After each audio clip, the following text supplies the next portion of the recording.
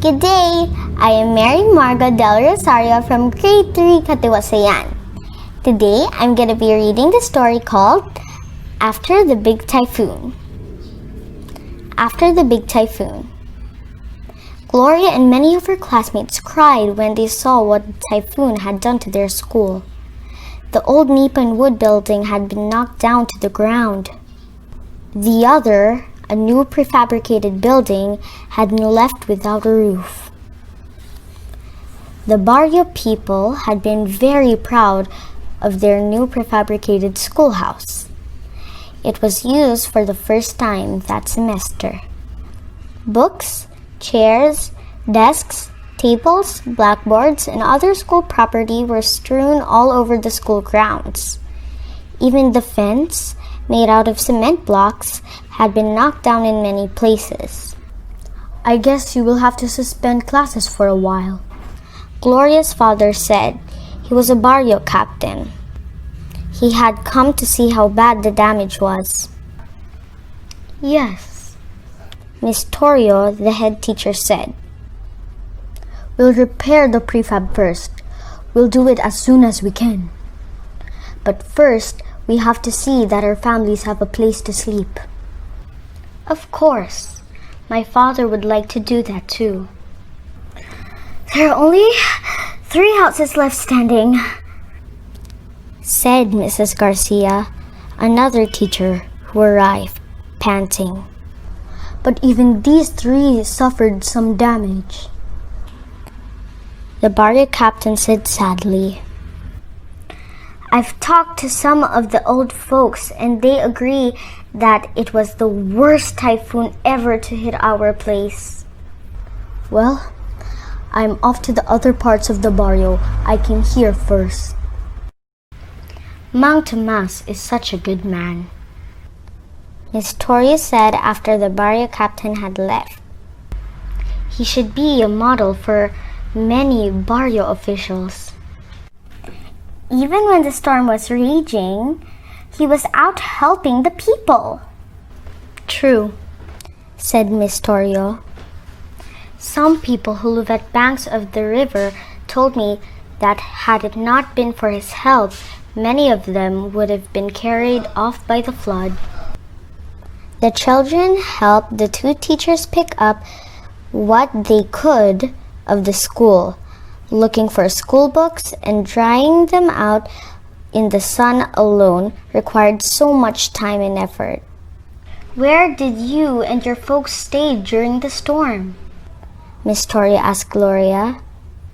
She had seen the barrio captain's house flat on the ground too. We moved to Mang Pepe's store, Gloria replied. Mang Pepe's house was one of the biggest and strongest in the barrio. The house and the bodega behind it were partly made of concrete. That's where we evacuated to, Mrs. Garcia said. His house and bodega were crammed with people. It was quite safe, but most of us got wet just the same. The wind tore off several galvanized iron sheets. For some people on this side of the river, the schoolhouse was the only refuge, Miss Toria said. I wonder how Mr. Lopez and Miss Velez made out in the storm, Mrs. Garcia said. The 2 taught in the barrio school too, but went home to their town every afternoon after classes. The barrio captain called the people to a meeting in front of Mang Pepe's store. We should be thankful that no one in our barrio died in the typhoon, he said. Not one suffered seriously. If the storm had come in the middle of the night, things would have turned out worse, someone said. Yes, another said. But just the same, I heard a whole family of 6 died in the next barrio. They were buried in a landslide.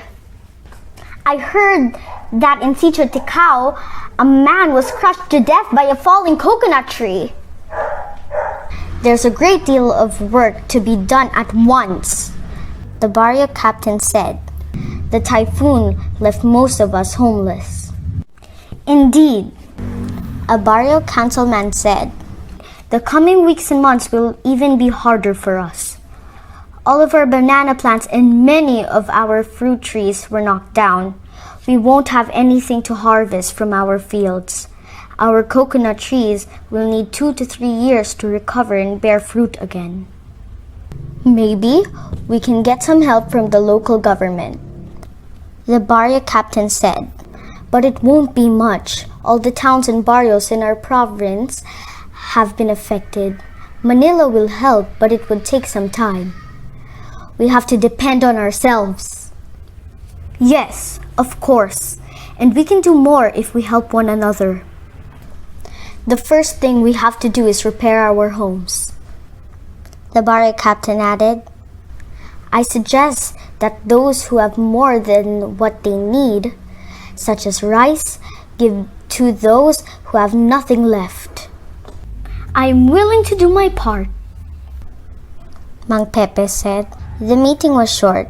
All those present knew they had many things to do. The barrio captain and his family ate their lunch past 2 in the afternoon. They ate in the open air.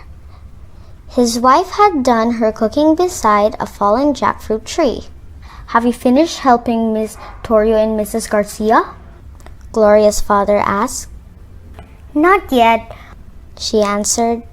We're trying to dry the books page by page, but I think we can probably save much of the school. That's good. Maybe 2 or 3 days from now, we can repair the roof of the prefab building. That means we'll have an early vacation, said Gloria's brother. But I hope it won't be too long, Gloria said. I don't want to miss too many school days. So, after reading the story, after the big typhoon, the characters are Gloria and her classmates, Miss Toria and Mrs. Garcia, the barrio captain or Mang Tomas, the barrio councilman, Mang Pepe, the people in the meeting, Mang Tomas's wife, and of course Gloria's brother. For the settings, the time is one rainy afternoon. For the place, it is in the barrio, but more specifically in front of the school and in front of Mang Pepe's store. The beginning is when Mang Tomas went to the school to check the damage done by the typhoon. Gloria and her teachers were talking about where they evacuated, and they were talking about the school. The middle part is when the barrio captain called a meeting in front of Mang Pepe's store, and there were people worrying, but Mang Tomas and the barrio councilman were giving some solutions and helping each other to make solutions for the problem. And then at the end is when Mang Tomas had his late lunch with his family and when he asked Gloria about his progress in helping the school. The lesson that I've learned is whenever there's a calamity or during a calamity, you can always help. It doesn't matter if you are young or if you are old. You can always help in your own ways. Helping one another makes things easier. So always remember, alone we can do so little, but together we can do so much. Thank you.